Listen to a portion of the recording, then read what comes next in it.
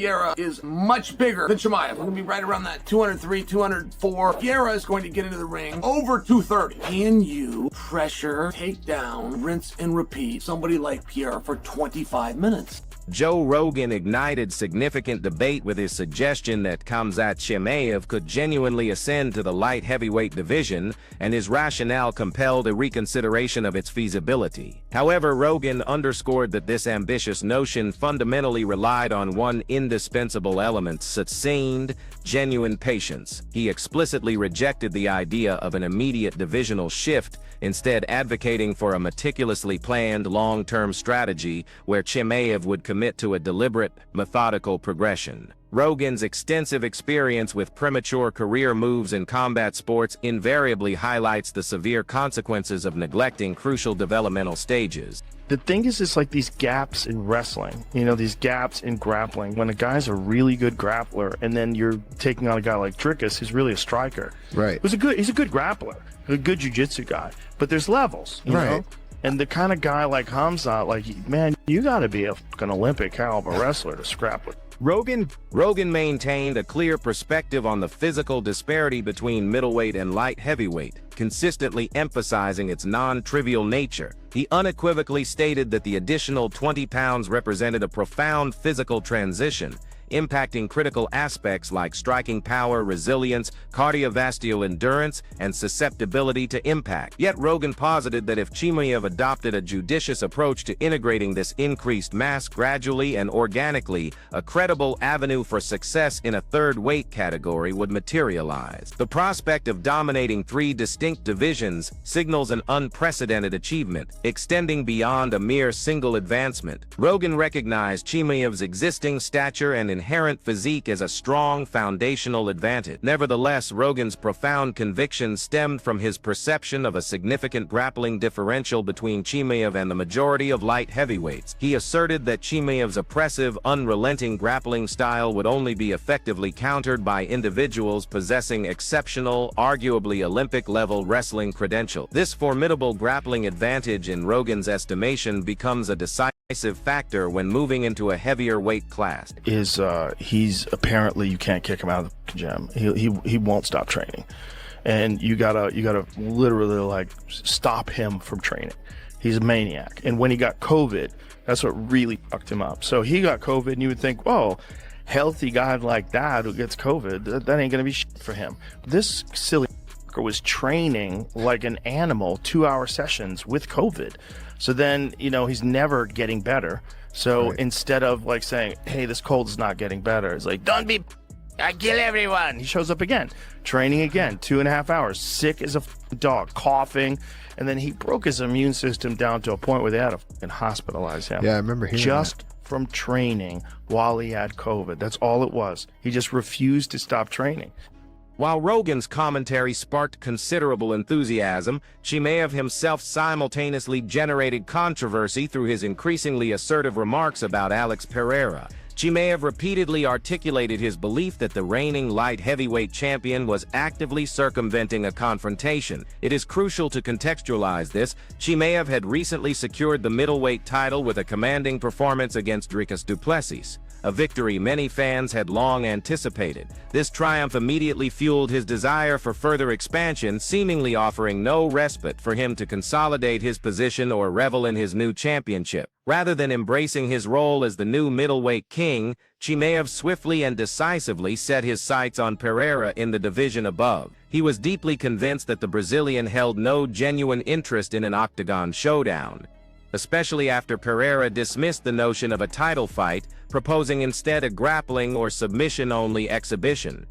From Chimaev's viewpoint, this response offered definitive insight. He sought an authentic MMA contest within the UFC framework, not an amicable competition under different rules or in an alternative setting. Chimaev interpreted Pereira's inclination towards non-MMA challenges, such as boxing or grappling displays, as irrefutable evidence of his reluctance to risk his championship in a genuine mixed martial arts encounter. Furthermore, Chimaev found it perplexing, almost comical, that Pereira claimed superior star power, as the middleweight champion believed his online engagement and social media metrics indicated a far greater greater audience draw. He expressed bewilderment at Pereira and his coach's repeated mentions of potential hotel or hallway altercations, believing the octagon remained the sole legitimate arena for resolution. He maintained that the authentic conflict belonged under the intense UFC lights, with proper championship stakes, insisting that all matters should be conclusively settled there. And the guy said, "Oh, I come to you jiu-jitsu,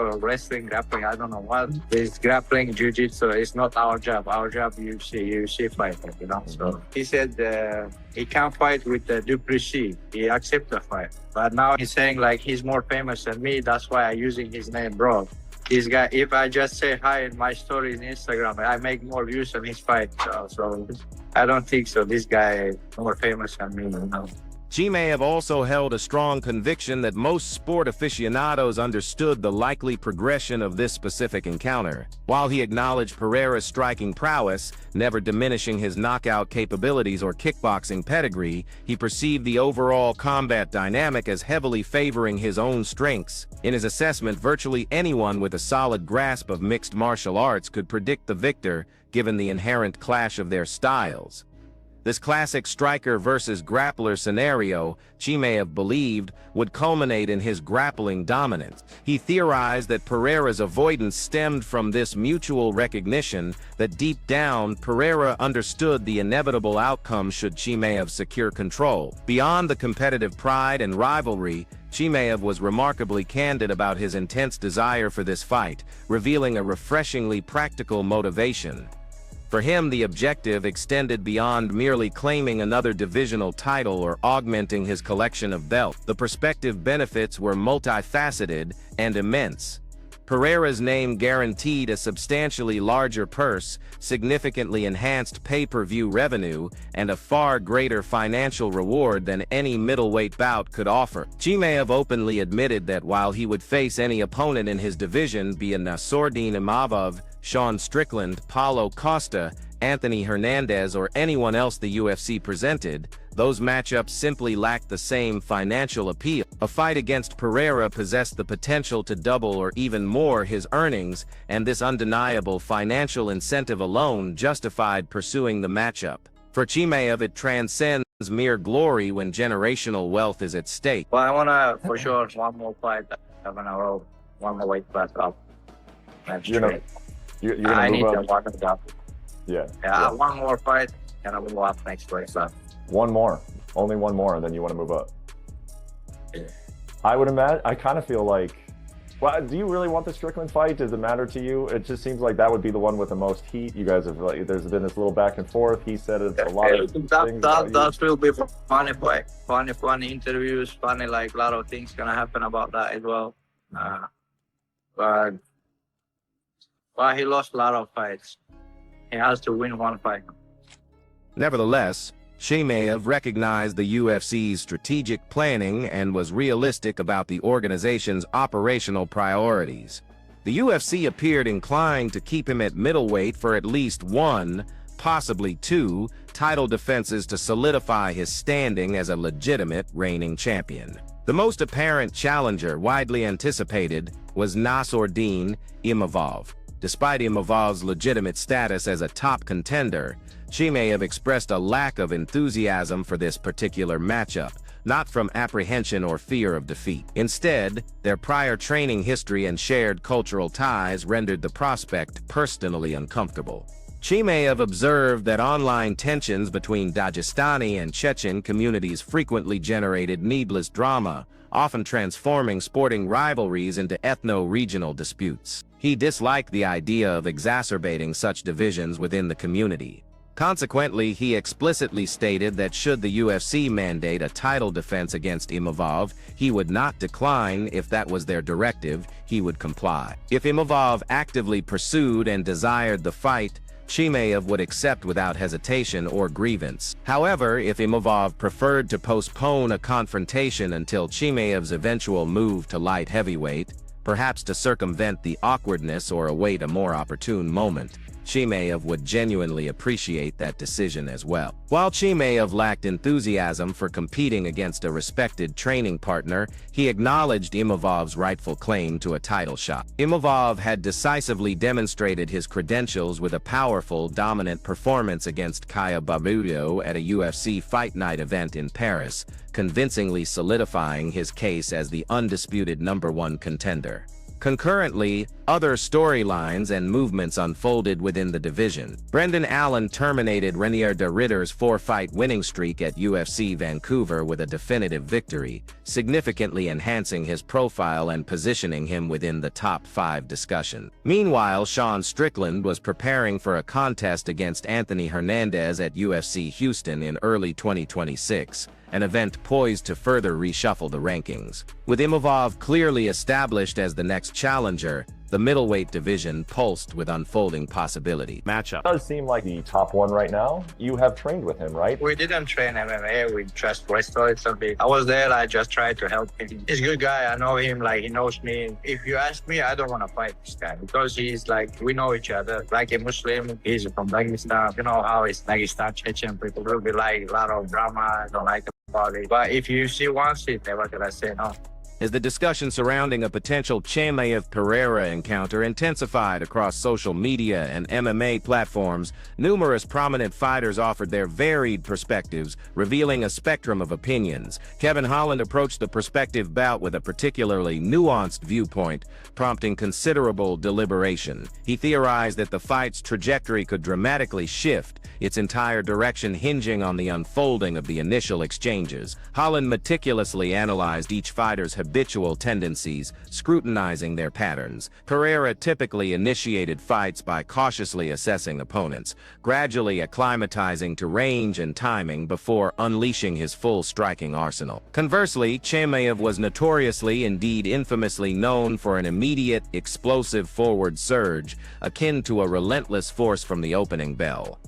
Holland famously remarked, "That is a tough one. It is an easy sell, but a tough fight to call." Sitting outside of round 1, it is probably Pereira. Anything inside round 1, it is probably Chimaev. He elaborated that Pereira lacked quick starting speed, suggesting that if Chimaev secured a hold in those early moments, it would pose a grave danger to Pereira. Robert Whittaker, a former middleweight champion with intimate knowledge of both divisions, also weighed in, generally favoring Chimaev. He did not foresee an effortless victory by any means, but regarded Chimaev's wrestling as the pivotal factor determining the eventual outcome. Whittaker believed that unless the considerable size and strength disparity at light heavyweight physically impeded Chimaev from securing takedowns, a possibility given the larger physiques in that class, the undefeated champion would ultimately dictate the fight's terms on the ground. However, Whittaker also issued a crucial warning. If Chimaev experienced fatigue or gassed out from carrying additional weight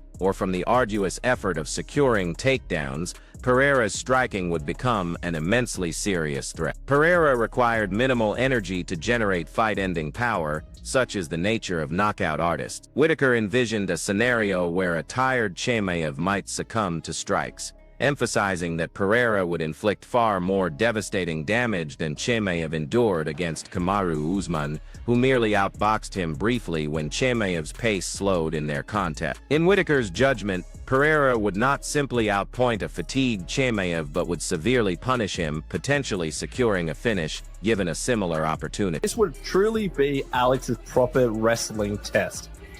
Who wins? Chimaev, easily. Not easily. Chimaev though. I don't know, unless like the heavyweight strength changes, there's a dynamic that Chimaev can't take. Chimaev's will get the takedown. And he's good at what he does. He plays into his strength. Brendan Allen later contributed his thoughts to the discussion, openly expressing his bewilderment at the entire situation. He struggled to comprehend Chimaev's singular focus on Pereira given that he had yet to establish himself as a defending champion at middleweight. Allen contended it was far more logical for Chimaev to first prove his categorical dominance at middleweight before pursuing a second title in another division. To him, the ambition of multi-divisional conquest should only arise after a champion had unequivocally solidified their standing by defeating several top contenders, thus cementing their legacy within that weight class. Furthermore, Allen argued that observers were overstating the parallels between Chimaev's and Pereira's weight-cutting histories, deeming it an inappropriate comparison. Pereira had once subjected himself to an extreme, potentially perilous weight cut to make 1,805 pounds in his middleweight days, shedding an enormous amount of mass, whereas Chimaev's cut to middleweight was considerably less drastic, as his natural walking weight was not significantly higher. Consequently, Allen did not view Chimaev's circumstances as equivalent whatsoever, and questioned the prevailing narrative that Chimaev's divisional ascent mirrored Pereira's previous one. I think that's kind of like the story of Chimaev, right? Like, he just talks a lot, he gets a lot of eyes, like, it's not to the degree, but it's like Conor talking just to stay relative. Obviously, like, Chimaev's not that bad, right? He doesn't say that much stuff and that much reckless stuff, but yeah, I don't know. I think he's got a lot of work to do in our division first. And it's not like he's a huge 85er that's cutting a lot like Alex was to get to 85 to where it's like, all right, I became a champion, I defended once, like, let's just go up or whatever. So, yeah, it's weird, but I don't think that's in his future right now. Beneil Dariush also offered his insights on the prospective matchup, with his perspective leaning decisively, almost entirely, in Chimaev's favor. Dariush considered Chimaev's wrestling such a profoundly significant, overwhelming advantage that he genuinely feared the fight could become entirely one-sided, potentially even a mismatch. He felt that Pereira had never, and he underscored never, encountered grappling pressure akin to what Chimaev delivers, not even in his contest against Magomed Ankalaev, who is recognized as one of the light heavyweight division's elite grapplers. Dariush believed the disparity in wrestling proficiency would be immediately apparent, crystal clear, the moment they engaged, suggesting the grappling exchanges would not even be competitive. However, he also acknowledged the substantial financial incentives for both competitors, understanding that beyond the athletic aspect, this bout represented an immense payday for all parties involved: the fighters, the UFC, and the entire ecosystem. From a purely business standpoint, it presented an entirely logical proposition. Well, when you mentioned that KHAMZAT would be good at 205 this past weekend, Alex Pereira,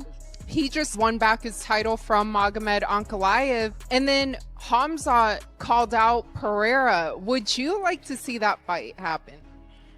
For Pereira, no, I'd like to see him go fight a big fight like the John Jones fight or something. I feel like he's 38. He's maybe considering retiring. I don't want him to get mauled by KHAMZAT. I'm just being honest. I really don't. I want to see Pereira like ride off into the sunset with a big fight, big paycheck, and that's how I'd like to see Pereira finish his career. So does that mean you would favor KHAMZAT in that fight against Pereira? Absolutely. Yeah. No, the way KHAMZAT wrestles is very different than the way Ankalaev wrestles. Ankalaev seems to be more of almost like a Greco style, more body locks. He doesn't really go, he doesn't commit so much. KHAMZAT completely commits. KHAMZAT completely commits, completely turns the corner. He's able to get on your back. He's able to do so much more. Ankalaev doesn't have that kind of wrestling. Don't get me wrong, Ankalaev is a good wrestler, but not like KHAMZAT.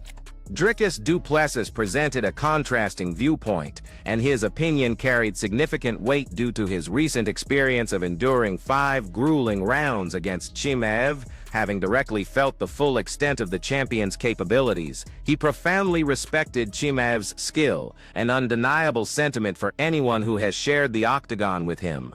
But he simply did not envision Chimaev thriving against Pereira. Du Plessis highlighted Pereira's absolutely enormous appearance during his fight with Ankalaev, portraying him as a bona fide, fully developed light heavyweight. He found it challenging to conceive of Chimaev navigating that significant size and power differential without incurring serious, potentially fight-ending damage. He believed the matchup was less realistic than popular discourse suggested, especially if it were to occur in the near future. Based on his personal experience, fighting middleweights was already physically demanding and brutal, and ascending to face someone built like Pereira represented an entirely different physical realm. The fundamental physics, he observed, simply changed at that specific weight class against Pereira. What do you make of that? I mean, he's always had crazy call out. There's no way he beats Pereira, in my opinion. I think Pereira right now is one of the greatest to ever do this sport. He's a big guy. Even now at light heavyweight, he looked so big against Ankalaev. It was crazy. So, yeah, I think that's all hype. Amidst the influx of divergent opinions from credible, experienced fighters who comprehended the sport at its pinnacle, the stakes surrounding Chimaev's subsequent career move continued to escalate. The middleweight champion found himself facing a multitude of options, each possessing its unique allure and inherent risks. He could elect to defend his newly acquired title against Imaivov or another top contender, thereby establishing himself as a dominant champion. Alternatively, he could aggressively pursue a move up in weight for a momentous legacy-defining showdown against Pereira, or he might choose to defer his challenge until the UFC's strategic timeline aligned with his own, and the timing felt optimal. What remained constant throughout this entire deliberation, an unwavering force, was his profound self-belief in his abilities, his relentless pursuit of a significantly larger paycheck that promised to transform his family's circumstances, and his firm conviction that Pereira was actively avoiding him out of foreknowledge of the outcome. As the intense debate surrounding the potential matchup continued to amplify across every MMA platform, with fans, analysts, and fighters all offering their insights, a singular question lingered in everyone's mind. Would Chimaev remain at 85 pounds long enough to defend his title and forge a lasting legacy there, or would he pursue the light heavyweight king sooner than anticipated, potentially making history while simultaneously undertaking the greatest risk of his professional career?